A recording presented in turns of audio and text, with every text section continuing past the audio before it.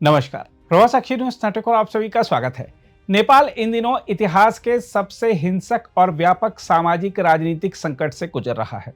राजधानी काठमांडू में युवा आंदोलनकारियों, जिन्हें जेन जेड कहा जाता है, उन्होंने व्यापक विरोध प्रदर्शनों के जरिए प्रधानमंत्री को इस्तीफे के लिए मजबूर किया। इन प्रदर्शनों में अब तक 30 से अधिक लोगों की जान गई, 1033 से अधिक लोग घायल हुए और 15,000 से ज्यादा कैदी जेलों से फरार हो गए। हिंसा ने केवल राजनीतिक ढांचे को नहीं हिलाया, बल्कि देश की अर्थव्यवस्था को भी गहरे घाव दिए हैं। जेन जेड आंदोलनकारियों ने अब ऐलान कर दिया है कि पूर्व मुख्य न्यायाधीश सुशीला कार्की नेपाल की अंतरिम प्रधानमंत्री बनेंगी और 6 महीने के भीतर देश में नए चुनाव कराए जाएंगे। 73 वर्षीय कार्की को ईमानदार, निर्भीक और अडिग नेतृत्व का प्रतीक माना जाता है। उनके नेतृत्व में यह अस्थायी सरकार नेपाल को स्थिरता की राह पर ले जाने की कोशिश करेगी, लेकिन चुनौतियां भी कम नहीं होंगी। इसके अलावा हाल ही में हुए विरोध प्रदर्शनों में सरकारी इमारतों, होटलों और व्यापारिक प्रतिष्ठानों में आगजनी और तोड़फोड़ ने नेपाल की अर्थव्यवस्था को भयंकर नुकसान पहुंचाया है। पर्यटन पर निर्भर देश में पोखरा और काठमांडू के प्रमुख होटलों में आग लगी, स्कूल कॉलेज बंद, दुकानों और बाजारों में हाहाकार और हजारों लोग रोजगार से वंचित हो गए। यह स्पष्ट है कि जेन जेड आंदोलन ने भ्रष्टाचार और असफल राजनीतिक व्यवस्थाओं के खिलाफ आवाज उठाई, मगर उन्होंने अपने उग्र प्रदर्शन से बची खुची अर्थव्यवस्था को भी तहस नहस कर दिया। विशेषज्ञों का मानना है कि नेपाल की जीडीपी को इस अशांति से कई अरब डॉलर का नुकसान हुआ है। पर्यटन, जो नेपाल की आय का प्रमुख स्रोत है, वह लंबी अवधि तक उबर नहीं पाएगा। नई सरकार के समक्ष चुनौतियों का जिक्र करें तो आपको बता दें कि सुशीला कार्की की अंतरिम सरकार के सामने कई गहरी चुनौतियां हैं। कैदियों का बड़ी संख्या में जेल से फरार होना और हिंसक प्रदर्शन दर्शाते हैं कि देश में सुरक्षा व्यवस्था चरमरा गई है। इसके अलावा पर्यटन, व्यापार और निवेश को बहाल करना और देश की वित्तीय स्थिरता सुनिश्चित करनी होगी। साथ ही विभिन्न राजनीतिक दलों और युवाओं के बीच संतुलन बनाए रखना होगा। इसके अलावा 6 महीने में चुनाव कराकर सुनिश्चित करना होगा कि जनता की आवाज सही मायने में संसद तक पहुंचे। देखा जाए तो नेपाल की हालिया घटनाएं यह दिखाती हैं कि भ्रष्टाचार और प्रशासनिक विफलताओं के खिलाफ युवा वर्ग खड़ा हो सकता है, लेकिन हिंसा और अराजकता सिर्फ देश को नुकसान ही पहुंचाती है। सुशीला कार्की की अंतरिम सरकार में उम्मीद की किरण जरूर है, लेकिन यह मार्ग आसान नहीं होगा। अब देश की स्थिरता और विकास इस बात पर निर्भर करेगा कि आंदोलनकारी, सेना और राजनीतिक दल मिलकर संवैधानिक और शांतिपूर्ण रास्ता अपनाते हैं या नहीं। इसमें कोई दो राय नहीं कि नेपाल आज एक ऐसे मोड़ पर खड़ा है जहां जनता की आकांक्षाएं और वास्तविक चुनौतियां दोनों सामने हैं।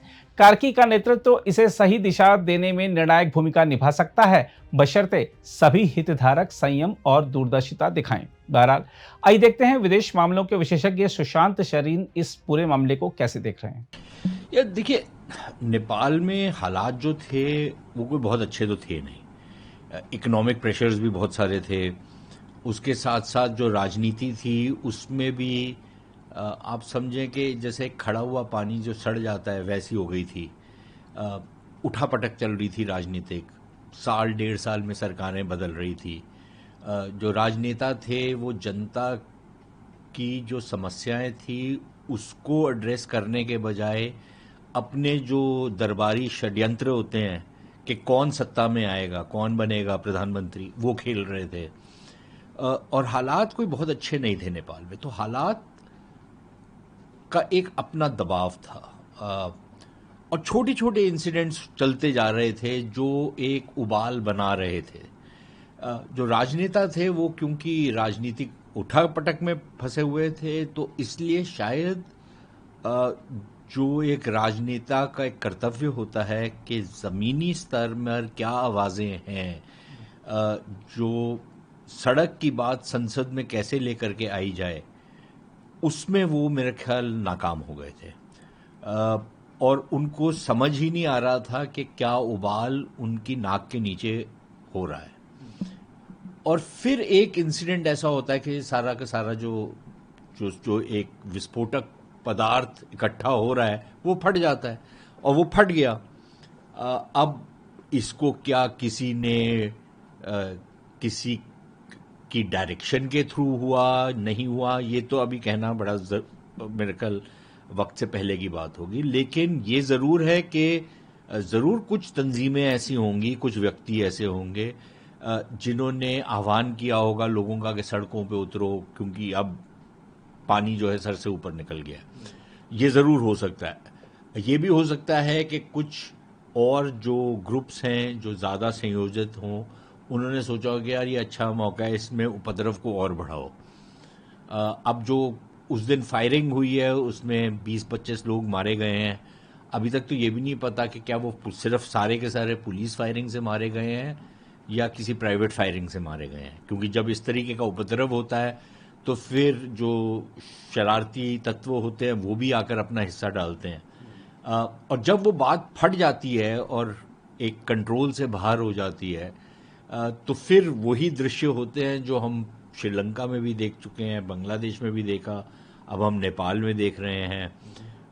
कुछ वर्ष पहले हम पाकिस्तान में भी यही देख चुके थे, जब इमरान खान को अरेस्ट किया गया था और जिस तरीके का उपद्रव हुआ था पाकिस्तान के शहरों में और सड़कों पर, वो किसी ने कभी सोचा नहीं था कि पाकिस्तान में होगा। लेकिन पाकिस्तान जो है वो गुफ्तार के गाजी हैं, तो इसलिए वो बस थोड़ा बहुत करके वो ठंडे हो गए, बैठ गए। उनमें ज़्यादा क्षमता नहीं थी एक लंबी लड़ाई लड़ने की। और जो बाकी देशों में, क्योंकि पंजाब जो है वो वैसे भी वहाँ की एक टेंडेंसी है कि सर नीचे करो तूफान निकल जाएगा, फिर उसके बाद खड़े होके बड़क मारो, तो वो पाकिस्तानी पंजाबियों ने भी यही किया। तो ज़्यादा उनकी बड़क होती है, उसमें औकात नहीं होती। लेकिन बाकी देखो जगहों पे हमने देखा है कि लोग सड़कों पे उतरे। बांग्लादेश में भी काफ़ी देर से वो चल रहा था एजिटेशन, श्रीलंका में भी यही हुआ, तो नेपाल में भी वही हुआ है। अब प्रॉब्लम ये है कि हो तो गया है, लेकिन अब कोई क्लियर रोड मैप नहीं है कि आगे कहाँ जाना है, यहाँ से आगे कैसे स्थिरता वापस लेकर के आनी है, राजनीति को पटरी पर चढ़ाना है ताकि दोबारा से एक चुनाव हो सके, लोगों के प्रतिनिधि जो हैं वापस संसद में आए। अब वो संसद भी जल चुका है, तो पता नहीं कहाँ पर बैठेंगे वो। लेकिन अब वो प्रक्रिया क्या होगी किसी को मालूम नहीं है, क्योंकि जो एस्टैब्लिश पार्टीज थी, मेरे ख्याल वो तो अपना जो बेसिस है वो खो चुकी हैं। जिस तरीके से उन पार्टीज के नेताओं को, उनके दफ्तरों को टारगेट किया गया, उससे तो ये पता लगता है कि उनके खिलाफ कितना रोष है जनता में। तो उनकी क्या अब स्टैंडिंग है कि वो कोई भी किरदार अदा कर सकें। लेकिन क्या जो दूसरे लोग हैं उनकी इतनी अपील है कि वो काठमांडू से या अपने अपने क्षेत्रों से बाहर निकल करके एक ब्रॉडर पैन नेपाल अपील बना सकें? अभी हमारे को पता नहीं है, किसी को भी नहीं पता। और अभी तक हमने जो हमारे सामने प्रमाण आए हैं वो ये है, नेपाल की राजनीति जो है पिछले 1-2 दशक में काफ़ी खंडित हो गई है। जिस तरीके के वर्डिक्ट्स आते हैं वो प्रॉपर, किसी एक पार्टी के पास बहुमत नहीं आता, तो काफ़ी डिवाइडेड वर्डिक्ट्स आ रहे हैं। तो अब देखना पड़ेगा कि क्या अब आप एक चुनाव की तरफ जाते हैं या कोई और ऑल्टरनेटिव अरेंजमेंट होता है, एक इंटरिम सरकार बनती है कुछ महीनों के लिए, कुछ वर्षों के लिए, उसके बाद वापस राजनीति पटरी पे आती है। तो अभी तो सारी की सारी असमंजस की स्थिति बनी हुई है नेपाल में। अगर आप भी लेना चाहते हैं देश दुनिया की तमाम जानकारी, तो आज ही सब्सक्राइब करें हमारे चैनल को। साथ ही नीचे दिए बेल आइकन को जरूर दबाएं ताकि हर अपडेट आप तक पहुंच सके।